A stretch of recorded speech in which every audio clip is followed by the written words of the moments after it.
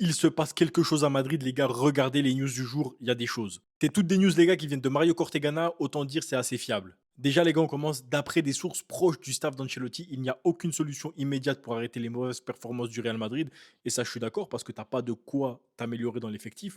Ton plafond est trop bas. Et l'équipe a besoin d'une refonte totale financée par l'invente d'un joueur star. Autant vous dire, les gars, moi cet été, je pense vraiment qu'un Vinicius, Rodrigo ou Bellingham peuvent partir. Honnêtement. Ensuite, on apprend que beaucoup de monde du monde de l'industrie du football ne comprennent pas pourquoi le Real Madrid est inactif sur le marché des transferts et pourquoi il n'active rien alors qu'il voit que c'est une crise totale. Et pour aller encore plus dans ce sens, un agent aurait proposé au Real Madrid un top 3 des meilleurs joueurs au monde à son poste, mais le club a refusé. Ce même agent a compris que le club ne considérait aucun deal. Donc là, les gars, en fait, on le voit, toutes les sources convergent vers la même chose, vers le même choix, vers la même pensée qu'on a tous en tant que téléspectateurs, supporters du Real Madrid ou juste observateurs. Le Real Madrid est beaucoup trop calme. C'est bizarre. Il laisse les joueurs faire leurs choix, il laisse les joueurs faire leurs lois.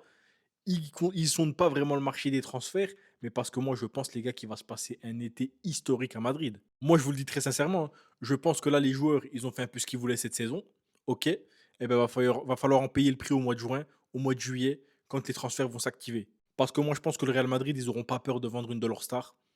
Et avec cet argent-là, reconstruire un petit peu tout ce qui peut se faire autour, remettre de l'équilibre dans le jeu, investir sur des milieux de terrain, investir sur des défenseurs centraux et chercher un coach avec une cohérence qu'ils ne vont pas virer au bout de 6 mois.